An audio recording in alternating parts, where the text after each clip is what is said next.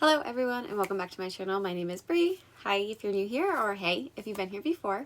Today I'm going to be doing another requested video, and that is to talk about building magic systems in writing. Obviously we're talking about fantasy writing, which is something that I mostly write in. So I figured I would kind of give my, approach to how I start to develop magic systems when I'm writing my books and plotting them. So I will give a preface that this isn't probably going to be this isn't a tutorial. This isn't something to say that this is how you should do it. This is just the way that I kind of write my magic systems. And also I don't actually know if this process is even fully fleshed out. I gave it thoughts for weeks trying to see how I actually write out my magic systems, and this is the best as I got so far. There might be a few things that I could add in down the road, or when I'm going back to writing in a couple weeks and being sitting there and I'll be like, oh, I do this as well. But for the most part, this is my overview of how I kind of get a basis down for my magic systems. So without further ado, let's get into the video. To start, the biggest thing that I like to try to get a grasp of when I'm creating a magic system is, how does the magic play in with the world that I'm creating? I think I like to start here because that kind of plays out the entire dynamic of the book. And what I mean with how magic plays the role in the world or the society is, what kind of world is it? Is the magic feared? Is it coveted? Is it worshipped? Is it sacred? Is it unknown? Is it rare? What kind of magic is there to begin with? Because I think this is going to basically impact your plot. If magic is a common occurrence, then it might just be something that everyone's used to. It's not necessarily rare. It could just be, this is the fact. If you have a chosen one trope, or magic is rare or unknown and you have someone with magic, that's going to play a completely different dynamic from the first scenario. And if it's feared, of course, there's always those plots in books too. That's also going to take a different course, especially depending on what character you have. So that's where I like to start. Determine how magic is going to play a factor in your world and the plot itself. This will give you a lot of time saved, I would say, because once you kind of figure that out, the rest of the book would be a lot easier, in my opinion. If I was, writing the book and, I'm throwing all this magic in, but then halfway through, I'm like, oh, you know what? On second thought, magic is going to be feared instead of how I'm writing it now. And then you have to go back and redo everything. So obviously editing is a real thing, but I think you could save yourself some time if you get that premise down first and foremost. The second part that I like to then delve into is to determine whether I have a soft or a hard magic system. Now, I am using Brandon Sanderson / Wikipedia for this reference because I do think Brandon Sanderson popularized the terms hard and soft magic systems. And if I can find it, I will leave a podcast with Brandon Sanderson in the description box, because they did an entire podcast on writing excuses about soft and hard magic systems, and it was really well done. So if you want a little bit more of what those mean and how they're broken into, listen to that podcast. They're usually between 15 and 20 minutes long, so they're very easily digestible, so you can totally listen to that and get more information. But for the sake of this video and time, basically I will give the definitions that I found on hard and soft magic systems. So hard magic systems follow specific rules. Magic is controlled, it's explained, and it kind of gives a lot of detail onto how magic works in your world. It can also be used in conjunction with world building and character development. So you have as it's basically said, you have rules, and it's kind of this is a fact in the world. This works really well when you have magic that is known. Unlike us, I would say, if you're basing it in urban fantasy or real world and magic is unknown, it might be a little bit more of a soft magic system, because a soft magic system is no clearly defined rules or limitations. They provide little exposition regarding how they work, and it's usually created to give a sense of wonder to your reader. So soft magic systems, again, are just kind of there to add like that extra element, but they're not really the main focus of the story. You see this a lot of times with character-driven plots, in my opinion, where, you know, magic is there and it kind of creates this intrigue, but you're not really focusing on the magic, you're focusing on the characters. You can also have a combination of these, and I think Harry Potter is probably the biggest known one as far as, you know, what a mixture of hard and soft magic systems. Because obviously with Harry Potter, you do have rules, and they are, you know, not supposed to be broken, or like things can happen if they're broken. But at other times, they're also kind of a little bit more soft, where some things happen and you're like, how is that explained? Like the time turners in book 3. That was definitely more of a soft magic system. Like they're there to kind of be convenient and help the characters, but it's not very well explained. So that's a good one of a combination. Examples of hard magic systems are Mistborn by Brandon Sanderson and Fullmetal Alchemist. At least those are the two that I know very well. I don't really know Mistborn, but I know people talk about it being a hard magic system. And I do think most of Brandon Sanderson's works are considered hard magic systems. As far as soft magic systems go, this can essentially be like any kind of pop culture. Lord of the Rings, Chronicles of Narnia, Star Wars. They have magical elements, and they're there, but you don't really delve into them.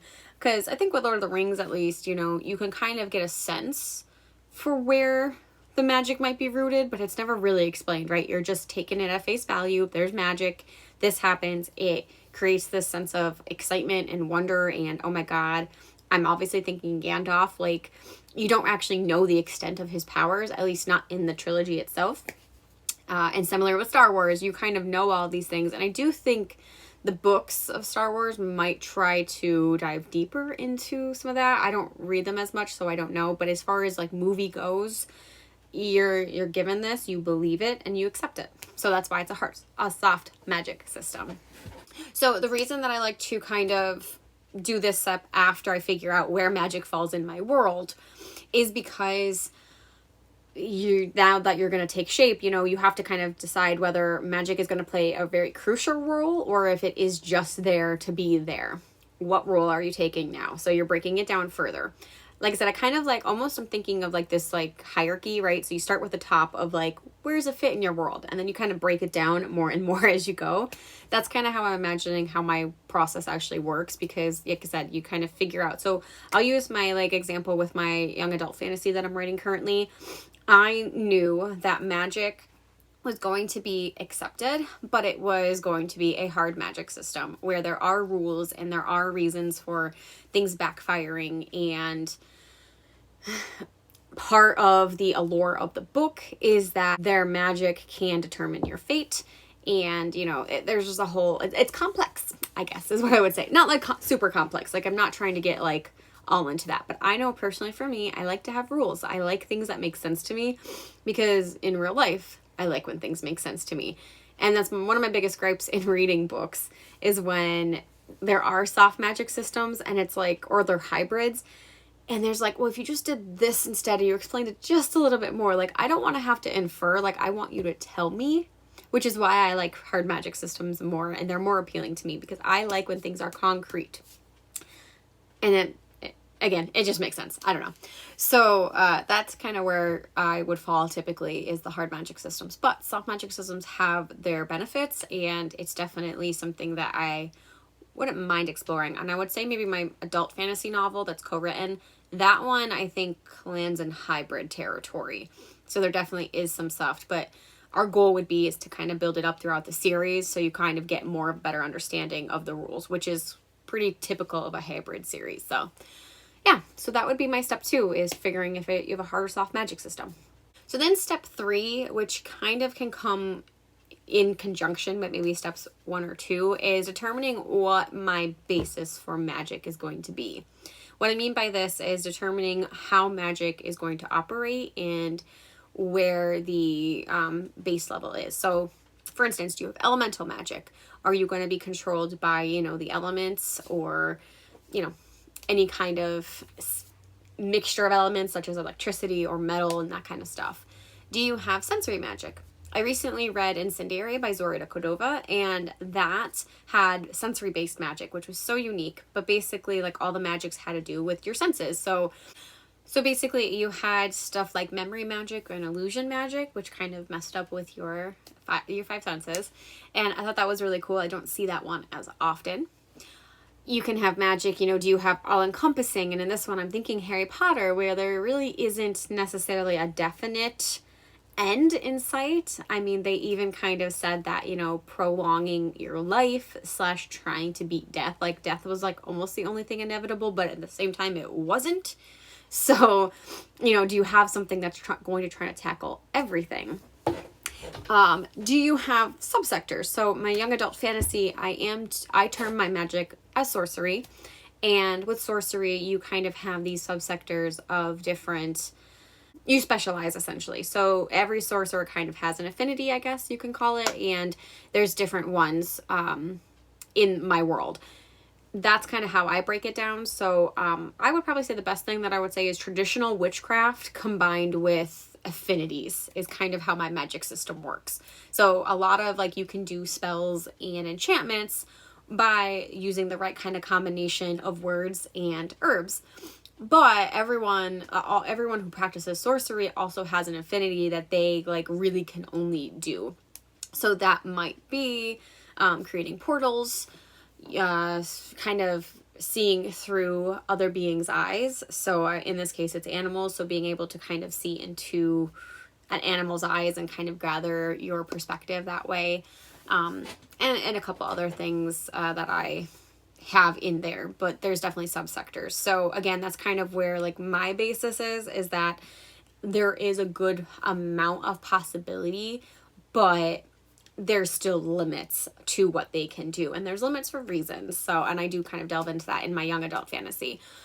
Again, with the co-written fantasy, I would probably like it to, so right now I'm reading the Sookie Stackhouse series, the True Blood books, and there's kind of all these magical creatures in those books. And that's kind of how I would say our adult fantasy is a little bit, where there's all these different types of magic, but there is one common reason that they have magic, and there are basically mutations. So, you can definitely have various people with the same mutation, i.e. the same power, but they all kind of stem for one reason, and that's definitely, I'm not going to give any spoilers because that does not come till much later in the series, hopefully, if all pans out how we want it. So that would be, like I said, step 3 is trying to figure out how your magic actually is going to work before you even get to how it's going to work for your characters, because that's obviously going to come later. So step 4, how I like to do it then is, again, kind of in conjunction as you're figuring out how the magic works. How is the magic used and accessed? What I mean by this is, do you have something, is your magic being used through a conduit? Such as in Harry Potter, you have a wand. The wand is what channels your abilities, and that helps you be able to perform spells. Is it something like my young adult fantasy where you have spells and enchantments, and by doing those combinations or whatever, you are able to have your magic? Is it through motions? The best one I could do with this is Avatar: The Last Airbender, right? You have different sort of magic abilities by the way that you move your hands.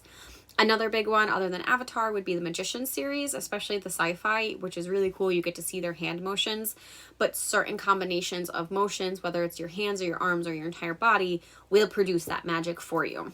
And some books, especially in soft magic systems, thoughts or intentions can also bring about your magic. So, I'm thinking like telekinesis, right? You're sitting there and all of a sudden something flies across the room. That's just a thought alone, right? Or if my intention is to do something and it happens. I also think I would probably say Charmed, the TV show Charmed, would be a good example of thoughts or intentions, because all 3 sisters have abilities, but they have to cognitively be aware that they're using it. They're not just gonna accidentally do it. So Charmed, especially in the early seasons, they did have some mishaps, but as the witches started to gain control of their powers, you recognize that most of the time they really had to think about what they were doing before the magic actually happened. So it wasn't anything like, oh yeah, I'm going to, be cooking and all of a sudden there's a raging fire. No, they actually had to consciously think of what's happening. I think it was Prue who had the abilities to like move things with her mind, and Piper had the like teleportation, I think, or they were reversed. Now I can't remember. I just know Phoebe was the one with the mind abilities. Like she can kind of have premonitions and stuff like that. So again, though, as they started gaining control, they were able to kind of control those by thinking of them. So my tangent aside, that's what I mean by how is it used in Access, because again, this can help shape your world and your characters if you know how your magic is going to be utilized by them. And also too, so for instance, if we had, I'm thinking Harry Potter again, so if we have a world where the muggles or the people who don't have magic don't know you exist, pulling out a wand in some situations isn't going to always be easy, and that adds different challenges versus if you had the Sookie Stackhouse where vampires exist, right? And people know that these weird things are happening. You know, pulling out a wand might be, if that was in the book, pulling out a wand might be a lot easier or more acceptable, and you wouldn't have to hide it. So again, that's why I think it's very, like, how these all relate, because each step fleshes out your magic system a little bit more each time. I also know, like, hand magic, like, I used to see this a lot in, like, TV shows, especially anime, but, like, just having, like, okay, so Dragon Ball Z, right, you just have, like, this, like, your hands are, like, your power and ability, and it doesn't even necessarily mean, like, you have to do certain combinations. It's like, here's my energy, there's my power, right? So that could be another way, too. It just depends on exactly, like, how you want it. I also think soft and hard magic systems, it's good to determine this beforehand, because as you get down to some of these nuances, you know, if you have a hard magic system, then it might make sense that you need specific ways to access your magic, versus if you had soft, like you could probably get away with just like, oh, here's my hand and there's my power, right? It's not as well fleshed out or defined. So end of that tangent. So the fifth one that I would like to just kind of dive into, and I'm not going to kind of get into it as deeply as the others, but it's just as what is the purpose of having magic?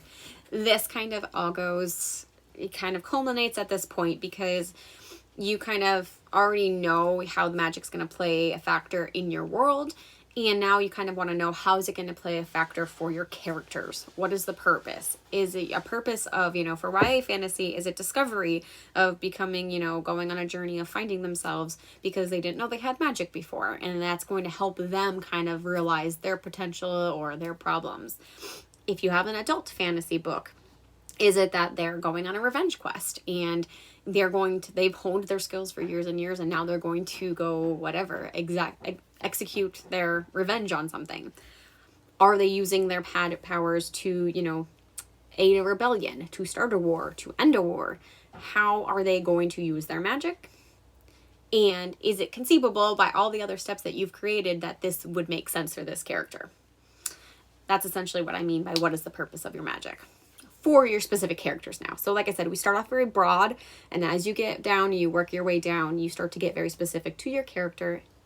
And by that point, hopefully you kind of fleshed out a lot of things and a lot of road bumps. So I will say those are pretty much the 5 areas that I always try to think about when I'm creating magic systems.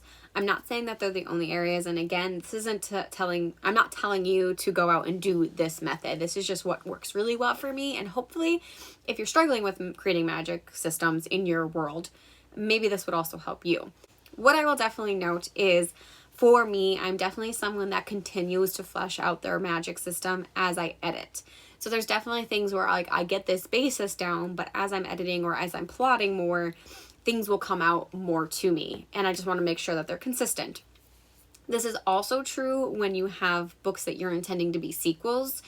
You can definitely continue to build your magic system as you have sequels, but you just can't forget what you already said in the previous books, because you don't want to contradict yourselves.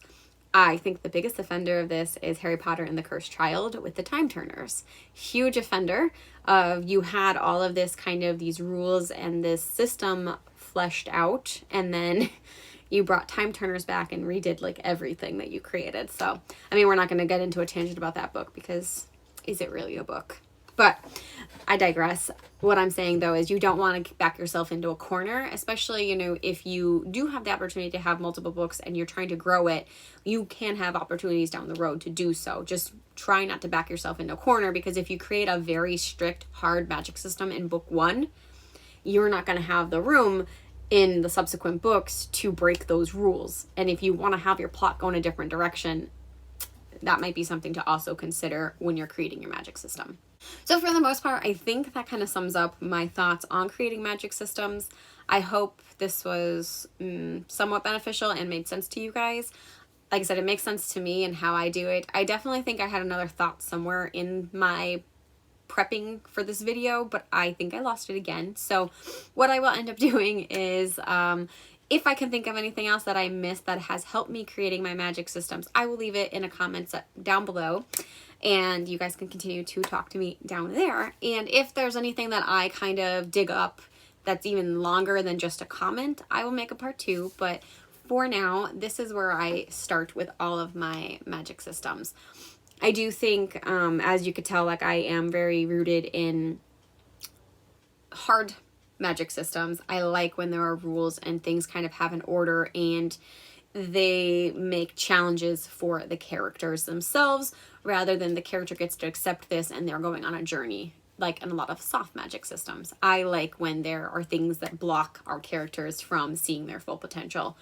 I'm actually super excited because for my YA fantasy book, I love the magic system I created. It is one of my favorite parts of the book, and I like the consequences and the challenges that it presents to our characters because they're not all-encompassing. They can't do everything, and I like that dynamic, especially as the end of the book comes and they have a lot of hard choices to make. I think I like the balance there, and that's why I gravitate towards hard. But whatever you're writing, I hope that you keep writing it and that your magic system gets fully fleshed out to the best of your ability. Otherwise, guys, that is my video for today. I hope this was enlightening, as I've already mentioned. And if you have any other questions or comments, please leave them down below. I would love to talk with you guys. And until next time, I will see you then. Bye.